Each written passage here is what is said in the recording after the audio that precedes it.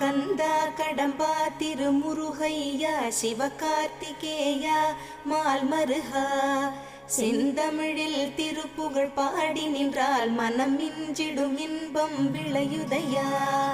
சிரகிரி வேலவனை காண்கையிலே விழி ஓரம் கண்ணீர் பெருகிடுமே.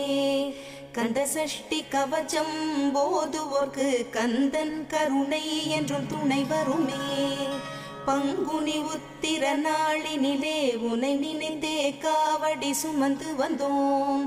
புன்னகை புரியும் ஷண்முகனே உன் சன்னதி தேடி ஓடி வந்தோம்.